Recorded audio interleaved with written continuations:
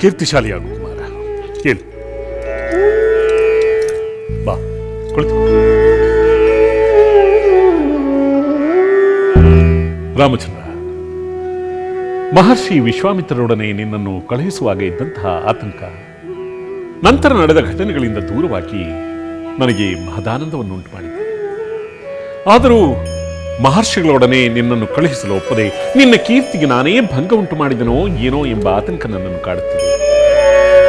ತಾಟಕಿ ಸುಬಾಹುವಿನಂತಹ ದುಷ್ಟರ ಸಂಹಾರದ ಕೀರ್ತಿ, ಅಹಲ್ಯೆಯ ಶಾಪ ವಿಮೋಚನೆಯ ಮಹಿಮೆ, ಶಿವಧನುಸ್ಸನ್ನು ಎತ್ತಿದ ನಿನ್ನ ಕೀರ್ತಿಗೆ ನಾನೇ ತಡೆಯೊಡ್ಡಿದನೇನು ಎಂಬ ಭಾವನೆ ನನ್ನಲ್ಲಿ ಉಂಟಾಗಿದೆ.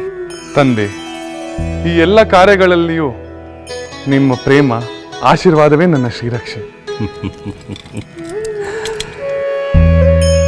ರಾಮಚಂದ್ರ, ನನ್ನ ಆಶೀರ್ವಾದ ಸೈನಿಕನ ಕವಚವಿದ್ದಂತೆ. ಆದರೂ ನಿನ್ನ ಶಕ್ತಿಯೆಲ್ಲವೂ ಅಡಗಿರುವುದು ನಿನ್ನ ಶಸ್ತ್ರ ಅಸ್ತ್ರಗಳಿಂದ.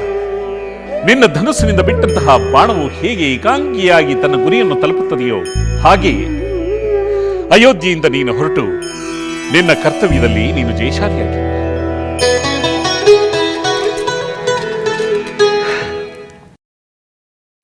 ರಾಮಚಂದ್ರ, ವಿನಯವಂತನಾದ ನಿನಗೆ ನಾನು ಹೇಳಬೇಕಾದ್ದೇನೂ ಇಲ್ಲ. ಆದರೂ ಸಂಪ್ರದಾಯಕ್ಕೋಸ್ಕರ ಕೆಲವು ಮಾತುಗಳನ್ನು ಹೇಳಲೇಬೇಕು.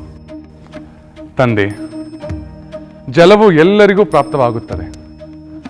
ಆದರೆ ಅದು ಶಂಖದಿಂದ ಬಂದರೆ ಅದಕ್ಕೆ ತೀರ್ಥದ ಮಹತ್ವ. ನಿಮ್ಮ ಮಾತುಗಳಿಗೆ ಆ ಮಹತ್ವವಿದೆ. ವಿನಯವಂತನಾದ ನಿನ್ನ ತರ್ಕಕ್ಕೆ ಸರಿ ಕಟ್ಟುವವರು ಯಾರೂ ಇಲ್ಲ. ನಿನ್ನ ಮಾತುಗಳು ದುಷ್ಟರಿಗೆ ಕಷ್ಟವಾದಂತೆ ಶಿಷ್ಟರಿಗೆ ಇಷ್ಟವಾಗುತ್ತದೆ. ನಿನ್ನನ್ನು ಇಲ್ಲಿಗೆ ಬರೆ ಹೇಳಿದ ಕಾರಣಕ್ಕೆ ನಿನಗೆ ಕೆಲವು ಮಾತುಗಳನ್ನು ಹೇಳಬೇಕಾಗಿದೆ. ರಾಮಚಂದ್ರ, ನೀನೀಗ ವಿವಾಹಿತ. ನಿನ್ನ ಜವಾಬ್ದಾರಿಗಳು ಹೆಚ್ಚಾಗಿವೆ. ನಿನ್ನ ಪರಿವಾರದೊಡನೆ ನಿನ್ನ ಸತಿಯ ಹಿತವನ್ನು ಕಾಪಾಡಬೇಕಾದ್ದು ನಿನ್ನ ಜವಾಬ್ದಾರಿ. ಇದನ್ನು ಅರಿತು ನಡೆಯಬೇಕು. ನವವಧುವಿನ ಮೇಲಿನ ಪ್ರೇಮ ಅನೇಕ ಹೂವುಗಳು ಸೇರಿ ಕೊರಳಿಗೆ ಮಾಲೆಯಾದಂತೆ ಭಾಸವಾಗಬೇಕು.